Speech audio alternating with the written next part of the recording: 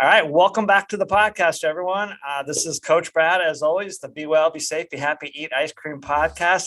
You can hear it in my voice. I'm super excited to be here, as always, because I'm so blessed. I'm so lucky. I have some of the most awesome, amazing guests ever. I have to pinch myself. How did this happen to me? And actually, we're going to get into that a little bit today, because I have got a guy today. His name is Di Manuel, and he's coming to us from one of my favorite places that I have yet to visit, Vancouver, British Columbia, which I was just telling him I got to get there. But let me read you a little bit of his profile real quick. So Di is a dad, a lifestyle business member, and high performance life coach. He's the author of the book Di Manuel's Whole Life Fitness Manifesto, 30 minutes a day for a healthier body, mind, and spirit. He was recently featured on TEDx as a speaker, why vulnerability is a human thing. And he models his work, and I love this part, he models his work based on the 5 F's: fitness, family, faith, finances, and fun. Di, welcome to the podcast. I'm super excited to have you here. Thanks, Brad. Yeah, I'm, I'm excited to be here too. After I had an opportunity to, as we all do, right? We creep one another online. Yeah. Before, it's just the way we work today, right? And I was just really excited to be counted amongst some of your other speakers, and to ultimately really just connect to your community. I love what you're putting out in the world, and we need more platforms that create really a safe space for these types of conversations to unfold. And so I know this is still a new venture for you, but man, it's awesome to just see you in flow and really just kicking butt, man. I love it. So yeah, I'm excited to be here today. That's what it's all about, man. Just getting the message out. And I know I've seen some of what you do online and the life that you're living, and just getting out there and inspiring people and motivating people and helping people to get from what I call like point A to point B, is kind of we say in the coaching world. But Di, you got a ton of stuff, a ton of experience. Like you said, when we were chatting off camera, you've been around the sun a couple of times and have learned a thing or two. One of the things I wanted to start off this podcast today, you talk about this, how to deal with the struggle of the juggle that is all things life. All of us, we were talking, my life is crazy now, your life is crazy, but it's a good crazy. But I know a lot of people are still struggling. It's not a good crazy for them. It's a frustrating or stressful crazy. So how do we, again, I love your phrase, deal with the struggle of the juggle that is all things life? Well, thanks, Brad. Gosh, listen, I remember there's been periods of my life, okay, where for 17 years I was building up my retail company, and with a business partner and a wonderful team. I mean, we would have never achieved what we did without the team and the group that was there. And the business still continues to run, but I exited out of the industry I was in, and this is in fitness equipment sales and retail and wholesale. And so, it was all things fitness. I love the fitness industry. I really, I should say I love and hate it, because there's aspects of it, like all of us, right? Once you're in an industry long enough, you can see the good, the bad, and the stuff we'd like to avoid. And I'll tell you that the fitness industry is riddled with a little bit of everything. And one thing I really noticed, Brad, as I was scaling up, was I was leaning into my ego a lot. Like, just to be fair, especially in my 20s and into my early 30s, it was very much ego, me, chasing titles, chasing recognition. And I found myself wearing this beautiful badge of honor, and all it said on it is, "I'm so busy," and it was like this badge. And I used to, I laugh on it now, right? Real quick, Di, people love that badge, though, it seems like, in the modern world. Like, when you're busy, they're like, "Oh, that's great." Yes, but here's the thing. Like, we wear it like this badge of honor, but then on the flip side, when we're alone, we just constantly are criticizing ourselves or judging ourselves for being so darn busy. That's you know what I mean? Like, it is. It's when we're by ourselves, we're actually resenting the busyness.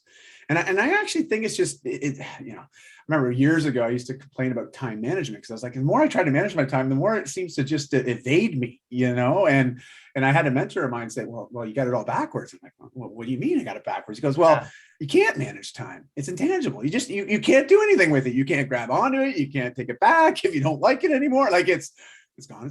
And I was like, okay, well, what do I do? And he's like, got to manage your commitments, and I was like, oh, I see what you did there. Like I was like, Yeah. okay, this Cool. sort of slight shift of perspective. And as I sort of went down this path of really trying to figure out, well, why am I chasing this elusive place of busyness? For my ego's sake, so I could show up a certain way and be like, haha, look at me, I am so busy.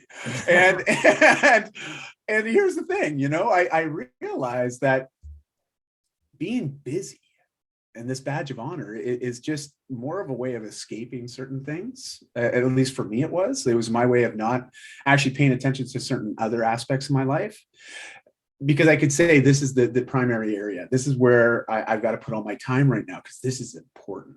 Like And, family, for and example, maybe, or well, and now here's the thing. Okay. So I had a bit of a paradigm shift. Okay. okay. Because, my 5Fs really relate to more of my core values, things that I've always said are non-negotiable in my life. And we can get into that a little bit more in a bit here, but I believe everyone's got a set of core values, these underlying belief systems that really help us navigate and filter through a lot of the decisions that we get every day, or we find ourselves in certain situations and thinking about tomorrow or the day after that and the day after that. And we start to live life right now to hopefully influence a certain path in our future. But we can be as vision set and as clear in mind as possible, but still it comes down to us doing a little bit of work. Now, just before I dive into that, and then let me just simplify this. Okay. I realized I needed to sort of change my language, especially how I was using busy as an escape, as a way to sort of be like, this is me. And it became almost like a shield, like people would meet me. And I don't know if you can relate to this, Brad, but, and anybody that's listening to this, maybe you're nodding, maybe you're not, but it's, people would meet you and they'd be like, oh, how have you been? Man, I'm so busy. Like it was Yeah. just this default response. It is. It is. And at times it was actually, I realized it was shielding me from even connecting with those individuals that were trying to reconnect, because instinctively, when we hear that from somebody, what do we feel? Oh gosh, I shouldn't bother you. You're too busy. You're right. Do Yeah. you know what I mean? Like, it's I do, like, oh, it's actually. instant shield. and, Yeah. and it's like, I'm too busy to actually get into it with you right now. And whether I was saying that or intentionally meaning that by saying that, I was seeing again and again that that's how it was being interpreted by people. And even when I started reflecting on my own actions, when people would say the same thing to me, I was doing the same thing. I'd be like, oh, well, I can't bother them. I can't ask them too much. Like they've got a lot going on. That's why they have to let me know they're so busy. And so I started saying, like, this is so weird, and my wife really challenged me beautifully on this, Christy. And she was like, well, why do you feel that you have to be so busy? And I was like, that's a good question. I don't really know. Yeah. I'm like, I Yeah. don't know why. And I thought back to sort of when I grew up watching my parents, and they have very, very strong work ethics, both entrepreneurial and professional. And I remember them working a lot all the time.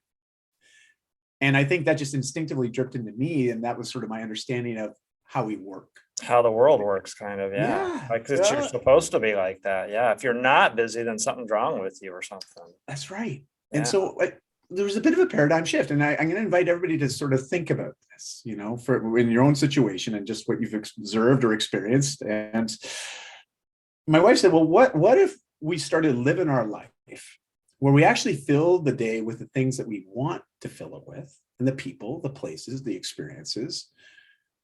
And we filled those days with all that stuff. Would we still think we're busy? And I was like, well, no, but my day would be full. That's for sure. Life would be very full. Life wouldn't be busy anymore. And because it implies this choice of doing the things and connecting with the people and really cultivating and creating or curating even a life that we want, because a lot of us have these visions of the kind of life that we want, or maybe we haven't, maybe we stopped dreaming about that at some point in time. Maybe we got caught up in the busyness of life, the hustle and the bustle, right? And all of a sudden, all we can see is just task. Yeah. And so we shifted our language, especially in how we talk in our house, with our own kids. It was, we're never going to say we're busy anymore. No more busyness, no more escaping, no more putting up that shield. Rather, when people ask us, how are things going? If we truly feel that place where we want to express a sort of emotion that relates to giving them summing up how we're experiencing our day and our life, life's full. My days are full.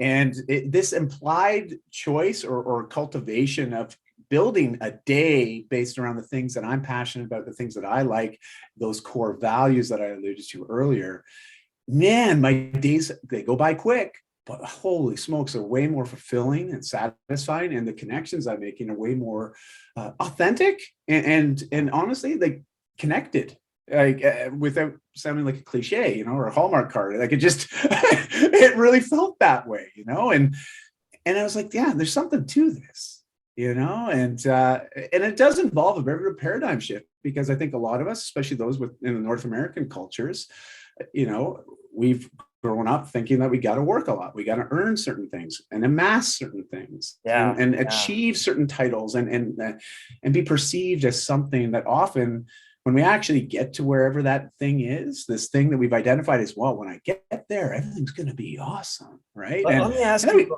real quick. I mean, I'm feeling, you can't see them, but the goosebumps, and I mean, this whole paradigm shifting from I'm busy to I'm full. That's huge. That just hit me like a ton of bricks. I've never heard that before. But let me ask you this. So you said in the beginning, a lot of this was ego driven.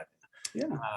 What is that? What is driving you now then? What is the switch from ego to what is your driving factor now if it's not ego?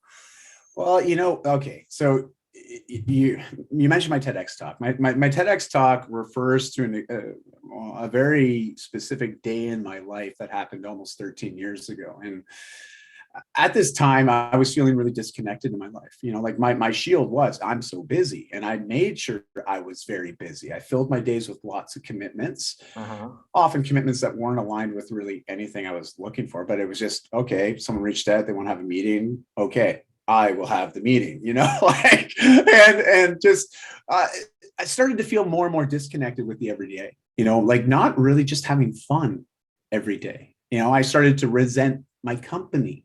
I started to resent just the fact that my days were so darn busy. And I felt like I really lost control of the day to day. But ego, this place of expecting to show up as a certain way and having this certain self-image that I believed of myself, and trying to really protect that.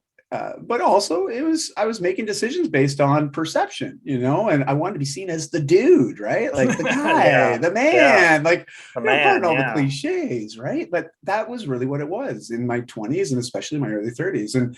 But the more I was pursuing that, the more I felt disconnected, like just not aligned with really who I was, nor who I ever thought I was going to be. And I think that's the big piece. We always have these ideas of who we're going to be when we get older, when we grow up, right? Like, I want to be this when I grow up. Yeah. And somewhere along the way, I lost touch with that, and for me, you're right. We all lose touch with that. We do. But here's the thing: when we lose touch with that, and we start to recognize this little bit of a chasm that starts to form, it's a void, right? It's this emptiness. And what do we do when we see an emptiness? Well, if you're like a Bob the Builder, you want to fill that hole, And for me, I was avoiding it, but also trying to fill it. And for me, it was doing things that would distract me from actually recognizing that there's this bit of a void, a bit of a disconnect with my life. I wasn't having fun. I wasn't enjoying things. I was doing the things that I always believed that this is what I'm supposed to do. I'm supposed to go earn money. I'm supposed to amass stuff. I'm supposed to be a good father. I'm supposed to be a great husband. Like all these ideas and all these pressures that I have to chase, quite frankly, perfection, right? This idealized version of my mind, this idealized life. And the more disconnected I became. Which is, in all your fairness to you, it's influenced by society. Society's kind of telling you this, hey, to do this and have this and money and all that stuff. So it's hard to get away from that, what society says. But alcohol made it a little bit easier, and for me, it became a distraction. It became a way of me just sort of avoiding the pressure. And somewhere along the line, I started to say, well, this is my right.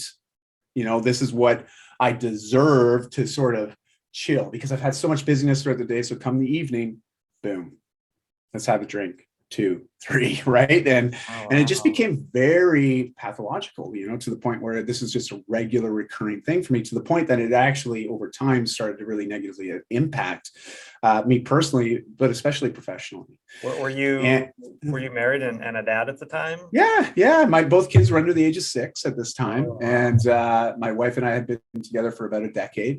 Okay. I had been building my business already by that point for, I'd say, about almost 10 years, and things became really hard, at least in my mind, they became hard. And it was only becoming harder with some of the choices I was making to avoid asking the tough questions. Like, what is the kind of life that I really truly wanted? Like going back to the day when I would envision a certain life, a certain lifestyle, certain types of connections and friends, and really, as Joseph Campbell says, he wrote he's coined the term the hero's journey, and we often hear that referred to. And this idea of the hero's journey, he asked this beautiful question, and I think it's a very clarifying question. It's like, are you following your bliss? And what he meant by that was, are you choosing to follow a path in life that allows you the best opportunity to increase your experience of happiness, joy, but most importantly, fulfillment? And I realized I wasn't.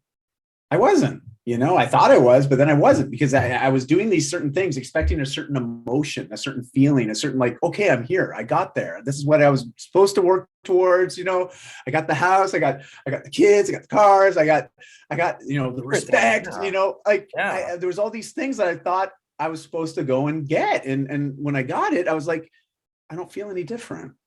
And it was really hard. And so again, alcohol was just this instant escape, a way to sort of relieve the pressure, so I would tell myself.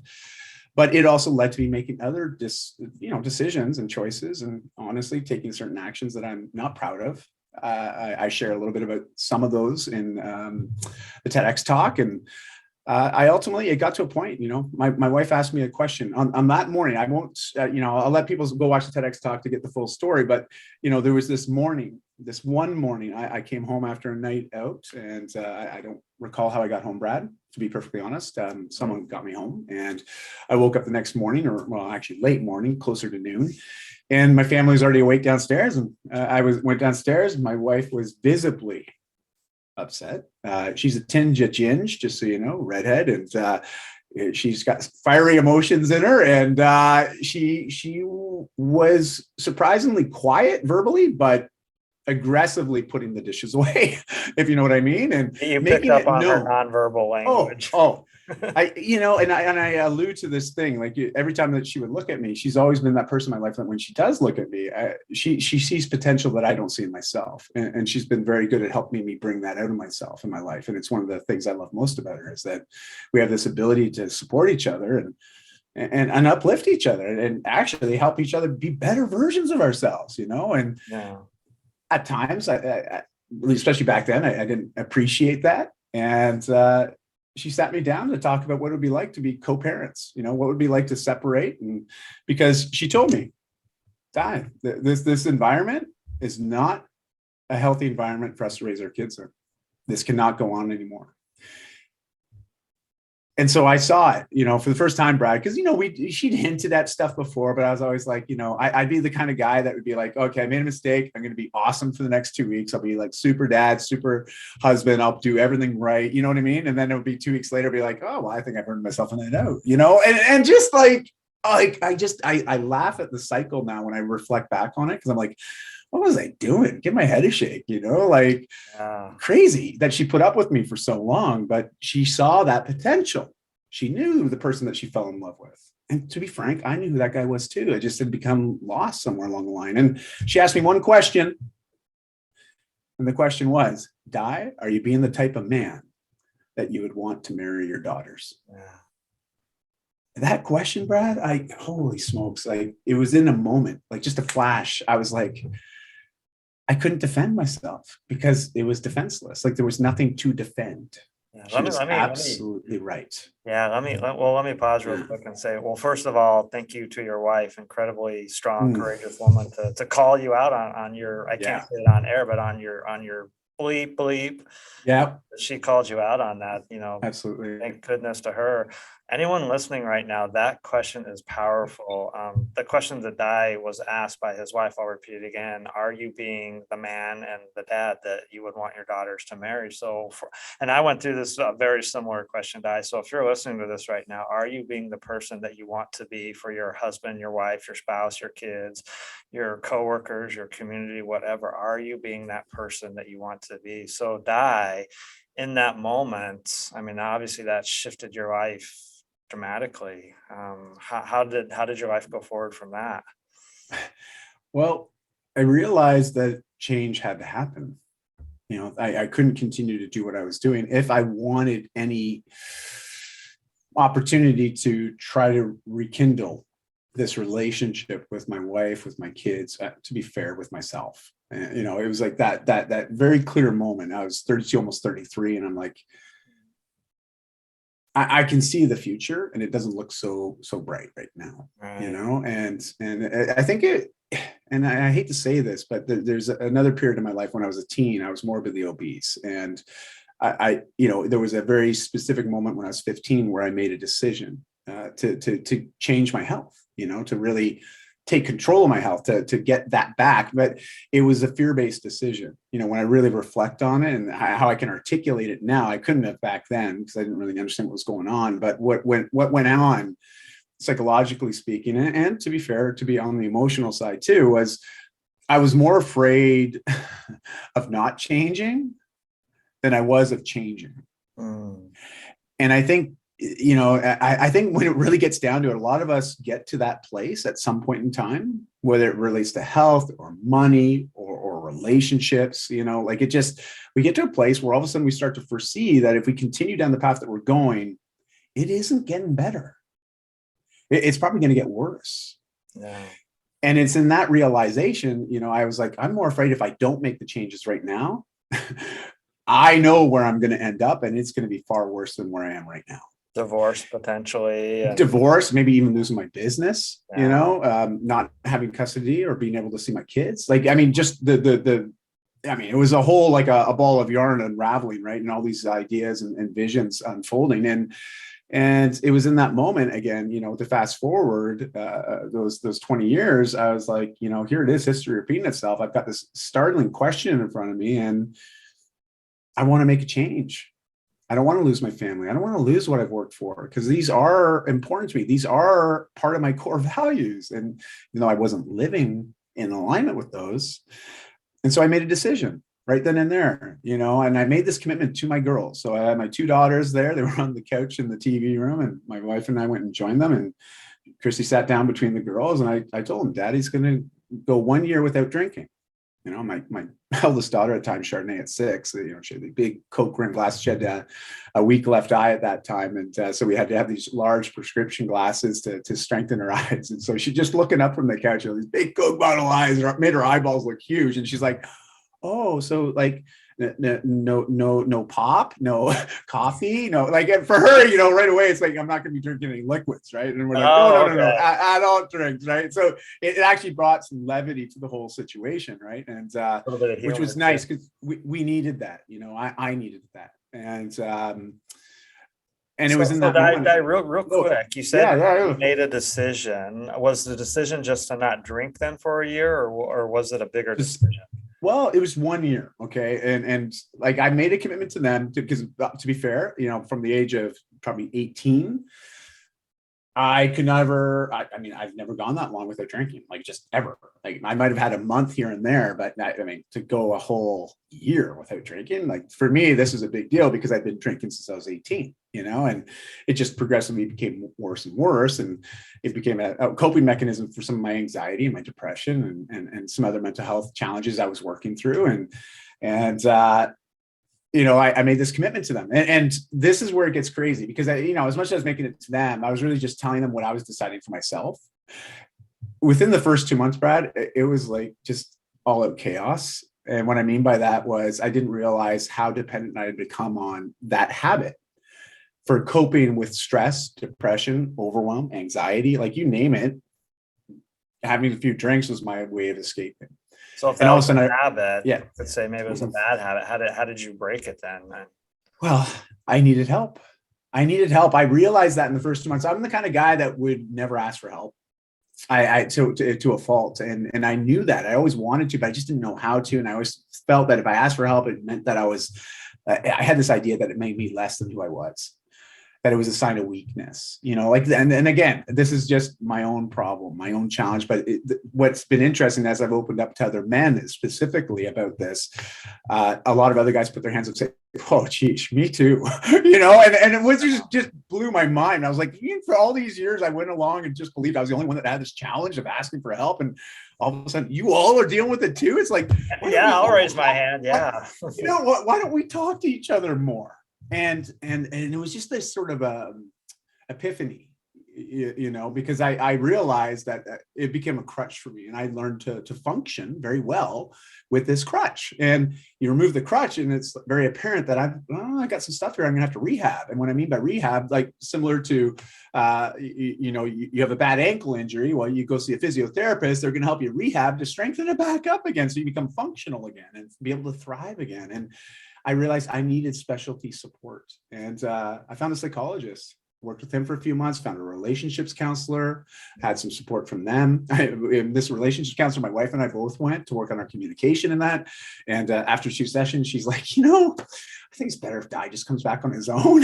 So it was very clearly, we learned that I need some help. I needed to learn some new tools and some new ways of understanding and unpacking some of my past beliefs and some of these insecurities that I had, because I was using my ego to shield all that. I was. And I'll tell you though, like, it opened up so much for me. And in that 12 months, I had done so much personal development. Now, let me qualify this: personal development versus professional development, right? Like, I was the guy that would love to read all the professional development, leadership books, like all this stuff. I would consume all that stuff. And personal development, no, like the professional is all I really need. I'll focus on the business side because that will trickle over and help me on the personal side. And it does to an extent, to be fair, but not to the level that I needed. And so I spent that 12 months working on me. So much changed, so much, Brad. Like, it was crazy how much changed, and so much changed that we got to the end of the year. My wife's like, so are we going to celebrate? You did a whole year without drinking. Should we share a glass of wine? I'm like, I've had so much growth in the last 12 months. I feel fantastic. I'm just going to keep going. And now it's going on almost 13 years. And it all started with a choice and a decision, but I really leaned into how I was feeling and seeing this growth and these changes, these shifts starting to happen. And it just showed me that there are other ways of dealing with the challenges that present to us in our lives, and I needed that lesson. I really did. And now, moving forward, I just want to share that with others, like this idea of being vulnerable, being able to ask for help, especially as a man who identifies as a man. As a man, it's hard for us men to come forward and be vulnerable like that, like you did. Di, you have shared so much. I want to just kind of, for our listeners, just pull some really key points out of everything you just shared, because I really want folks to understand this. If you're at home, regardless of what you got going on in your life, Di did a couple things that really shifted his life. And if you're listening to this, this is what I want you to do. One, he recognized that change was needed, that the old way wasn't working, and that there needed to be something new. And when he recognized that, that's the first step. You got to recognize that. He did something right after that. He just summed it up. He made a decision. He made a decision that change was needed, and then he committed to that decision. And that is huge for anyone listening. That's where your life takes off in a different direction. If you don't like where your life is at, you want to go in a different direction, you recognize that and you make that decision, and then you have to commit to it. And then Di, you opened yourself up. This is tough. So real quick for the men, the women also listening to this, but opening yourself up, being vulnerable, getting the help that you needed. It's certainly okay to ask for help. And then I always emphasize what you did too, Di, is you made yourself and your personal development the priority. So anyone listening, I can't stress this enough, whether you want to lose weight or go in a different direction with your life, whatever, you've got to make yourself that main priority. Because Di, I think, as you see, once you worked on yourself and made yourself that priority, your kids benefited from it, your wife benefited from it, your coworkers, your business. Is that would you say that's true? Yeah, I mean, everyone benefits when we work on ourselves to an extent, right? I mean, I guess it depends on how we do it, but I did recognize that there were certain things that I was working on specifically, and I knew that it was going to help me show up as the better version of me. So I could be more present for those that were around me, but also be able to better support them because now I've supported myself, right? Like it's the cliche that we often hear is, oh, well, the airplane cliche, right? Like it's, you got to put on your own air mask before you can then assist somebody else, right? Yeah. Like that whole idea, we've heard that referenced quite a bit, especially in the coaches world, right? We hear that often, but it's true. That's why it's a cliche. It's like, it's true. You're right. It's true. It's true. Absolutely. Yeah. You got to put your own air mask on first before you can help somebody else. So you went through this 12-month long journey. You stopped alcohol and your wife offered you wine and you said, you know what? I don't think I need it. I'm just going to keep on going. So what did your life start to look like after that? Well, everything started to shift, because I stopped trying to run away from certain things or distract myself from really having some tough conversations with myself, especially like around, well, who is the kind of guy I want to be? What kind of man do I want to be? What kind of husband? What kind of father? Right? Like what kind of friend? What kind of business owner? Like it really just start leaning into these questions and creating space for myself to answer them. Where before that, to be honest, I wasn't creating the space. I was avoiding it, because I knew it would only shine a light on areas that I knew at one point in time in my life was important, but I had clearly made a decision to deviate from that at some point in time. And that hurts, right? It hurts to own that and say, sheesh, I've been going like the last 14 years down this one path. And to be honest, if I really get clear with myself and answer some of these tough questions, this probably wouldn't have been the path that I would have chosen. I probably would have done something different. And so this started to open things up, right? Like I mean, here I am a founding partner for a company that we're scaling and growing, and I'm the COO and CMO, and my partner is the CEO. Like we're in integral roles, and we've put a lot of blood, sweat, and tears into this, the whole team, to build this company. And I started to look at it, and I'm like, I'd always envisioned myself, this is it. Like this is where I was going to be. This is what I'll be doing for as long as I can even foresee. And there was a kink in that armor, there was some light shining through, and I was like, ooh, I don't know if this is where I'm meant to be for the rest of my life, at least my working life. Was that like a gut feeling or something going on? Or it was a bit of both. It was like, I mean, I equate to getting kicked in the between the legs, punched in the gut, and punched in the nose at the same time. Because when you all of a sudden realize that, gosh, this thing that I've been doing day in, day out, and really, saying that is my purpose, doesn't feel like it's my purpose anymore. It's like, up here in Canada, being in a canoe and you throw away the oars. It's like, hello, you just go wherever the current takes you, and so I sort of felt like I was missing direction again. And it is scary. It's very scary, because all of a sudden you start to say, okay, well, if this isn't what I'm meant to be doing, what am I meant to be doing? And again, big conversation internally, but it also opened up conversation with my wife and even our kids to an extent, as we started to explore again, well, what would we like to do? What kind of family do we want to be? What kind of lifestyles do we want to live? And as we started to get really clear on that, we started to realize, what, we're going to have to be on a different path to get to that destination. And here's an interesting thing. I think the only reason why I hadn't switched before that, and there's a number of reasons I can unpack, but my original business partner was also 20 years my senior. And to be fair, one of my first mentors in life and in business. And I always looked up to him and looked at the life that he was leading. And that's what I was using as my measure stick for my own life. And when I was going through this whole shift, and I started saying, well, why have I been doing this? Why do I want to continue doing this even? I was like, it actually came up that I was like, geez, I'm chasing his life, not my life. Ah, wow. That's huge. And I was like, oh man, this hurts, but it also feels really good to acknowledge that. Wow. I was chasing somebody else's dream and vision, not my own. And that was like, in that moment, I was like, okay, well, we got to make some big changes again. And it didn't happen overnight. This is a process over the next few years, during this moment of clarity, where my wife and I started doing a lot of other things that were more in alignment with the future that we wanted to be leading. we started cultivating communities and community group initiatives, especially around supporting people with change.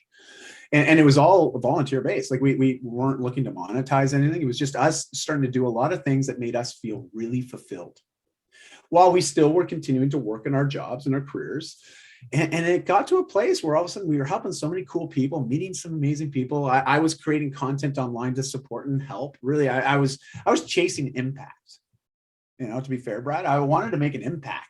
I wanted to leave this planet better than it was when I got here. You know, at the end of the day, whenever that day comes, hopefully 120, 150, maybe 200 years from now, you know, when I decide to leave You never this know little with rock. technology. Yeah. Hey, who knows? You know, with Yeah. the lifespans today and the way science is going, I think we'll see a pill in our lifetime that just, you know, sort of helps cure that little thing called death. You know, like, Yeah. But you know, that's another conversation. You know, so we started to open up that, geez, you know what, this lifestyle that we've said that we want, what would it be like to be a full-time family experiencing the world? What would that be like? Could we do that? What would that, you know, like, that's kind of weird, right? When you start thinking that, because a lot of us, I had grown up watching my parents work full-time all the time, you know, like travel was, you know, if you were lucky, the 2 weeks vacation you got a year, maybe 3, you know, and we'd go to a destination, then we'd come home and that was it. And that was just how I believed that life was meant to be. And I was like, you know, this paradigm shift was happening. I was like, well, what if? Why not? Why not? Why not go after that life? You know? And my wife was really good. She was dripping on me, all these podcasts, like traveling families, like nomadic families that travel the world and connect with these other communities.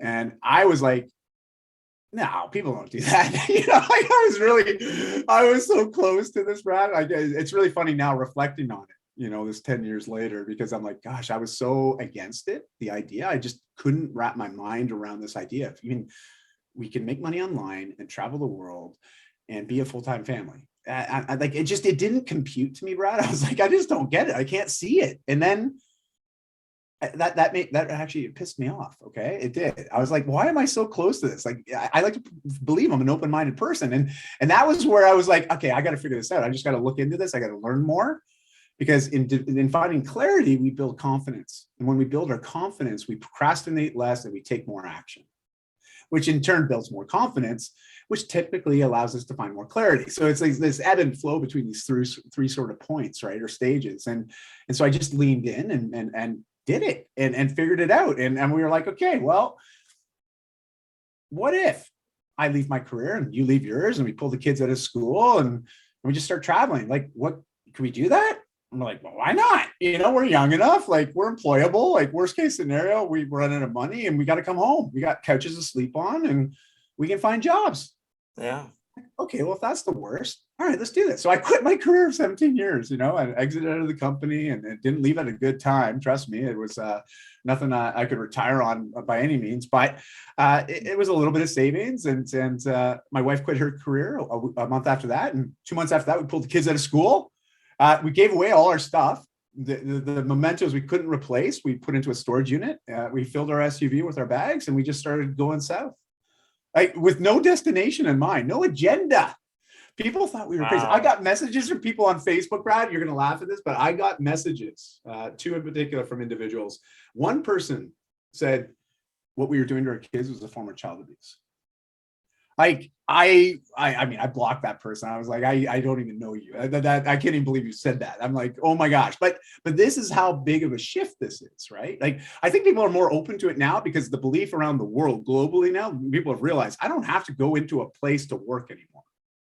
I got internet connection. I can pretty much work anywhere. And I've seen so many more people shift now to that belief system around that they know that work, the way that we've defined it and identified it, it's shifted entirely. Yeah. So, but this is back, 10 years ago, and people are like, you're crazy. You're crazy. But the funny thing is, Brad, everybody would say to us, oh man, I wish we could do that. But man, we can never do that. But like, why? Let me jump on that real quick, Dad. Yeah, I want to make sure at this point too. Yeah, you created all this, but it started with those questions you were asking yourself. What kind of life do I want? What kind of life do we want as a family?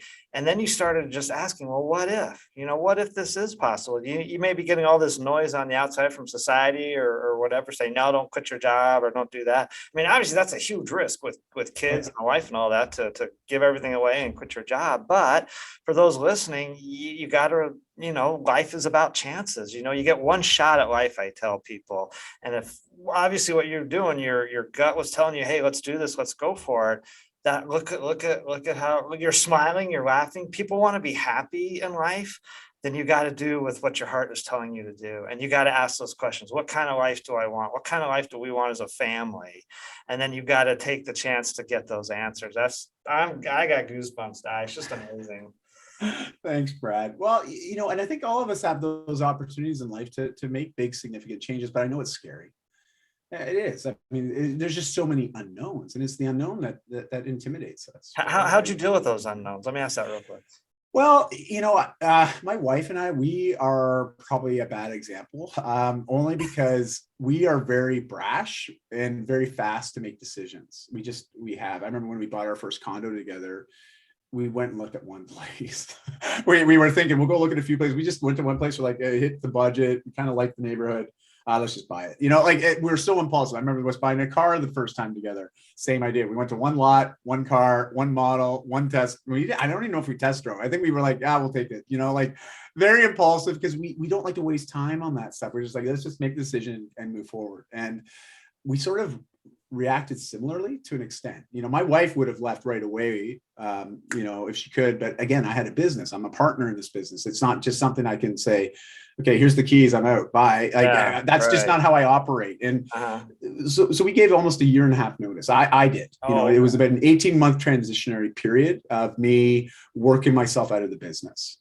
And finding replacements and making sure that everything that I was doing was then picked up by somebody else. So I left on a good note, and I needed that for myself as well. Just, it's the kind of person that I am. I'm not comfortable leaving somebody high and dry, especially a company that I helped start, and Right. But during that period, obviously we had to get a lot of ducks in the row, and that helped though with building the confidence that this was going to be okay, at least to get started. To keep it going. That's where I had to figure out, okay, well, how do we create income online from the things that I've been building online? So between my website, my social platforms, I'd already started doing some speaking. I just published my first book at the same time as I was exiting out.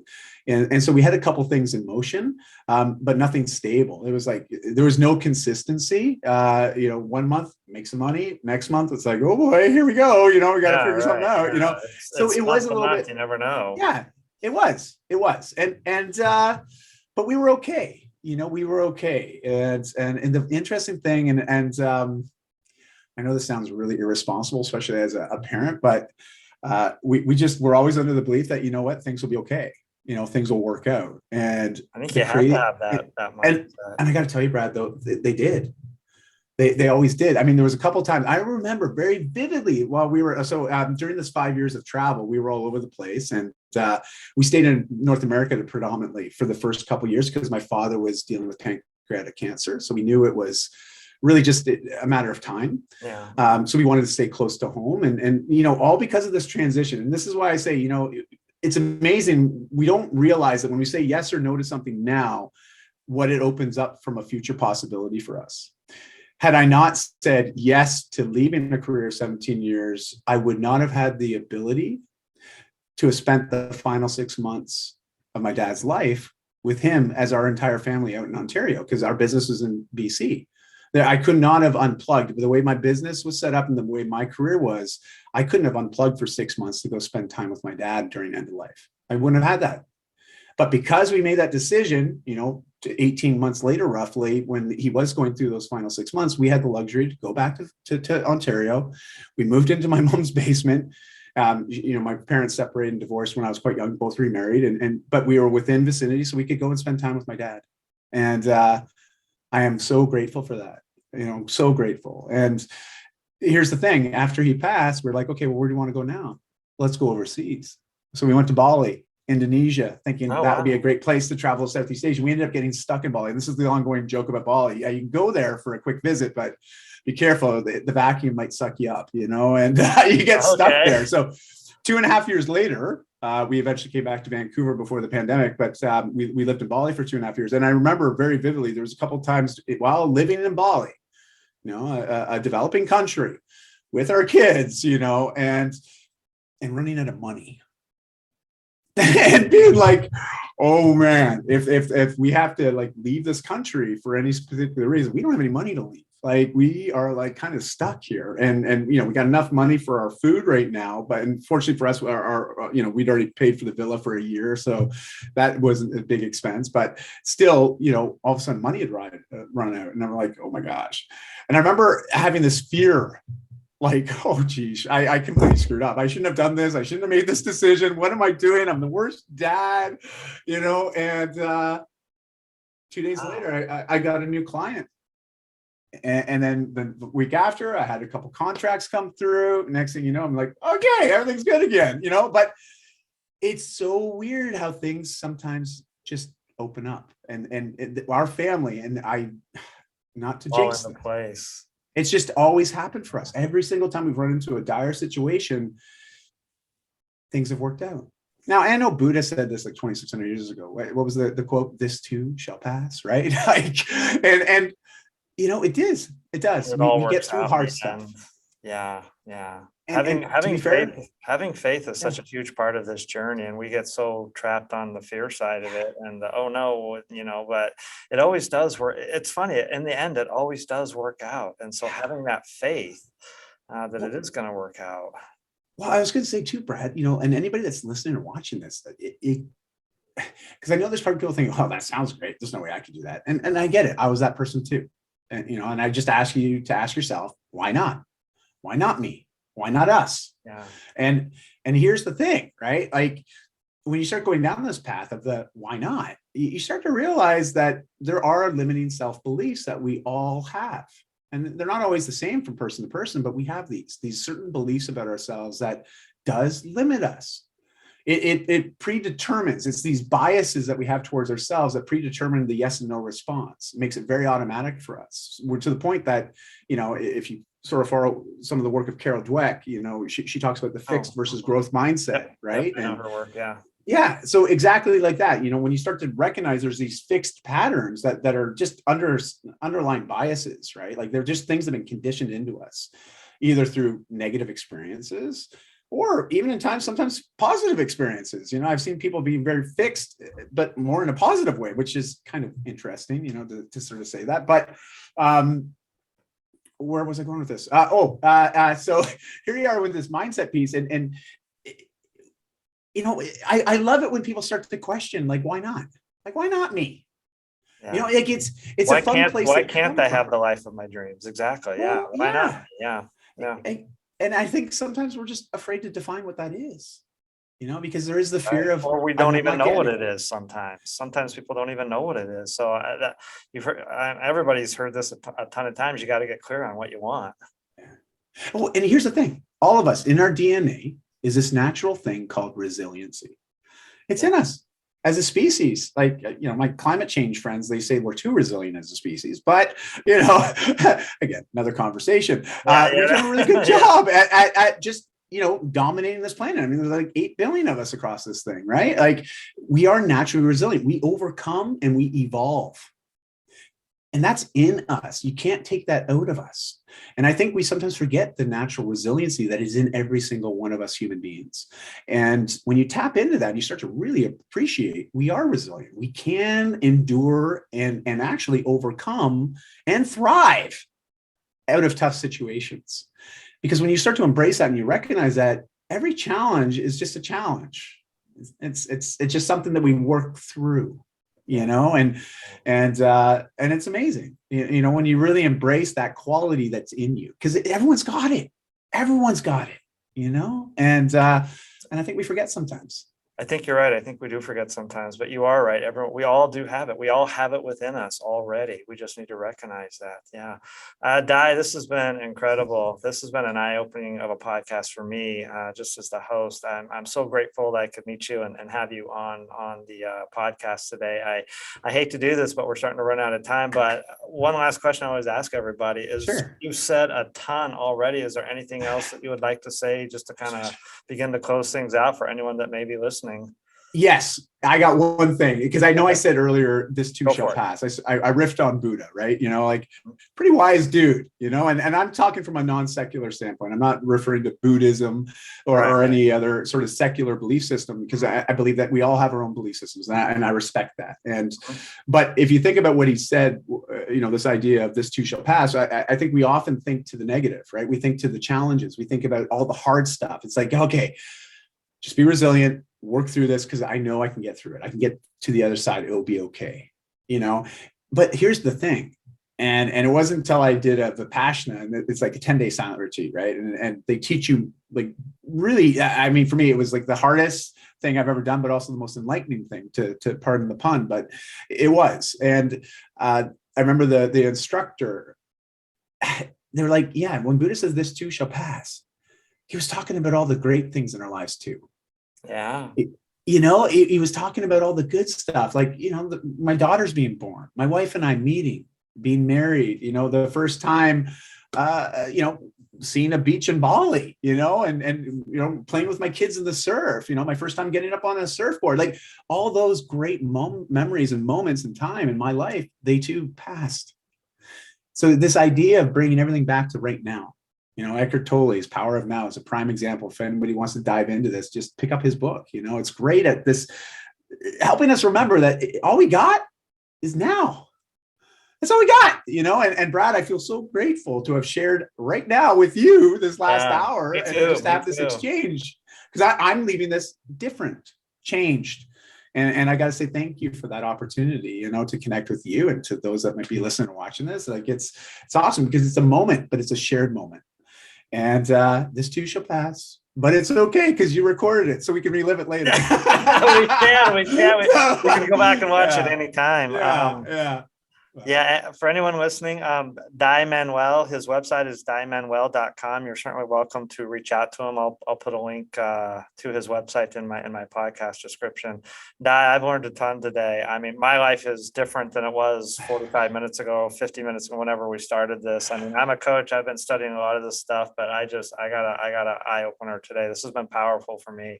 Thank you again for coming here and for sharing with our listeners today. This is going to help impact lives, change lives. That's what we're here for. So again, if you're listening, I deeply appreciate it. Di Manuel, his website one more time, dimanuel.com. Super appreciate you being here and listening today. And again, Di, I super appreciate you being here. You're going to come back. I'm not asking you, I'm telling you. I'm in podcast because there's so much more that we can talk about. But again, I super appreciate you being here and listening. I know there's a ton of podcasts out there, so definitely appreciate you taking the time to check out the Be Well, Be Safe, Be Happy, Eat Ice Cream podcast. And as I always say, until next time, this is Coach Brad saying be well, be safe, be happy, eat ice cream. Take care, everyone. We'll see you next time.